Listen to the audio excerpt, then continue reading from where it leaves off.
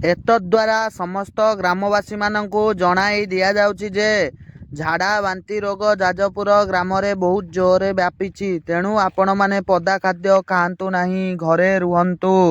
ଏତଦ୍ୱାରା hello ମାଲୋ ଏଟା ଗୋଟେ କ'ଣ ପ୍ରଚାର କରିକି ଗଲାଣି। ଯାହା ଲାଗୁଛି ବଜାର ବଜାର ସବୁ ବନ୍ଦ ହବ। ଆଉ କ'ଣ ମଣିଷ କରିବ? ହେ ପ୍ରଭୁ।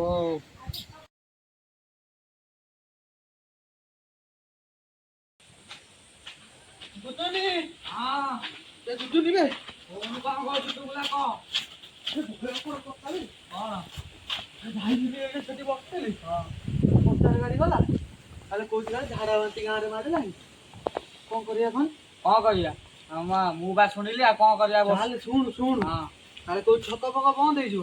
ତାହେଲେ ଏଇ ସମୟ ଥିଲା ଗୁପଚୁପ ମୁଁ ଯିବିନି। ମୋ ମା ମତେ ବେଲନା କାଠିରେ ମାରିବ। ନା ମୁଁ ଯିବିନି। ତୁ ନ ଯା, ମୁଁ ଯାଉଛି। ହଁ ତୁ ଯା, ଝାଡ଼ା ବାନ୍ତି ହେଲେ ତୁ ବୁଝିବୁ। ହଁ ନ ଯା। ଯାଉଛି ତାକୁ ବିଦା କରିଦେଲି ତୁ ବୁଲାକୁ ଯାଉଛି ଏକୁଟିଆ ଗୁପଚୁପ ଖାଇତେ ଆସିବି। ବନ୍ଦ ହେଇଯିବ ଜାଣି ଆଜି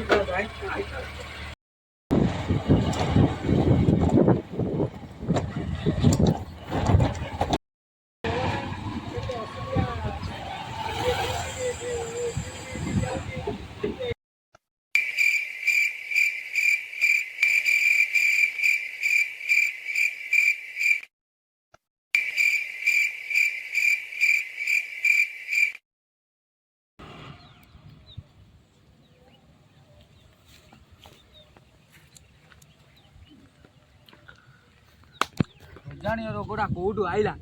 ଆମରି ଗାଁରେ ଆକୁ ପଡ଼ିଆ ଥିଲା। ରୋଗଣିଆ ରୋଗଟା କେମିତି ପଇଲା କେଜାଣି? ମାର୍କେଟ ସବୁ ବନ୍ଦ କରିଦେଲା। ଏ ରୋଗଟାକୁ ତ ଇଚ୍ଛା ହଉଛି ତଣ୍ଟି ଚିପିକି ମାରିଦବ। ଏ ପ୍ରଭୁ।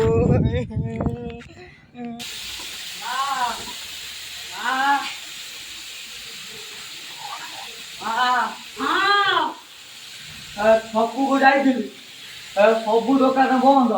କିଛି ଖାଇନି, ଭୋକ କଲାନି, କ'ଣ ଖାଇନି। ଜାଣିନୁ ପ୍ରଚାର ଗାଡ଼ି କାଲି ଆସିଥିଲା, ପ୍ରଚାର କରି ଯାଇଥିଲା। ଆଉ ତୁ ଜାଣିନୁ ଯାଇଥିଲୁ। ମୁଁ କହିଲି ସାଙ୍ଗେ ପ୍ରଚାର ହେଇଛି କ'ଣ ଦୋକାନ ବନ୍ଦ ହେଇଛି, ତମେ ଯାଇ ଖାଇଦେଇ ଆସେ ଦୋକାନ ବନ୍ଦ ହବା କରୁ। ଆଉ ଗଲା ବେଳକୁ ତ ବନ୍ଦ। ଆଉ କ'ଣ କରିବି? ଚିକେନ କ'ଣ କରିଥାନ୍ତୁ ବା? ଚିକେନ ଘୋଳ କରିକି ସବୁ ଭାଗ ବନ୍ଦ କଥା। ସିଝା ମଣିଷ ଖାଇବ, କ'ଣ କରିବି? ଆଉ ତାକୁ କିଏ ଖାଇବ? ମୁଁ ଯାଇ ଶୋଇ ପଡିବି। ପ୍ରଭୁ କି ରୋଗ ଆଇଲା।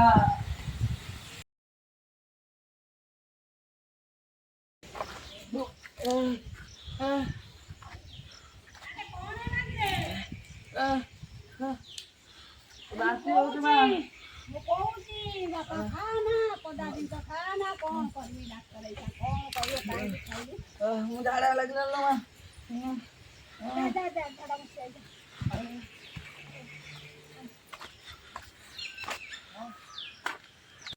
ଜୟ ଜଗନ୍ନାଥ ସାଙ୍ଗମାନେ, ଯଦି ଆପଣମାନଙ୍କୁ ଏଇ ଭିଡ଼ିଓଟି ଭଲ ଲାଗିଥାଏ ତାହେଲେ ଭିଡ଼ିଓକୁ ଲାଇକ୍ କରିଦେବେ, ଚ୍ୟାନେଲକୁ ସବସ୍କ୍ରାଇବ୍ କରିଦେବେ। ଆଉ ଗୁଦିନର ଝାଡ଼ା ବାନ୍ତି କ'ଣ ପାଇଁ ହେଲା ଦେଖିବା ପାଇଁ ପାର୍ଟ 2କୁ ଅପେକ୍ଷା କରିବେ। ଆଉ এই ଭିଡ଼ିଓଟି ଆପଣମାନଙ୍କୁ କେମିତି ଲାଗିଲା? ଆମ ମୋଟିଭ୍ ଆପଣଙ୍କ ପର୍ଯ୍ୟନ୍ତ ଠିକ୍ କଥାକୁ ପହଞ୍ଚାଇବାର ଥିଲା। ଆପଣଙ୍କୁ এই ଭିଡ଼ିଓଟି ଠିକ୍ ଲାଗିଲା କି ନାହିଁ କମେଣ୍ଟରେ କହିଦେବେ। ବାଏ ବାଏ, ଜୟ ଜଗନ୍ନାଥ।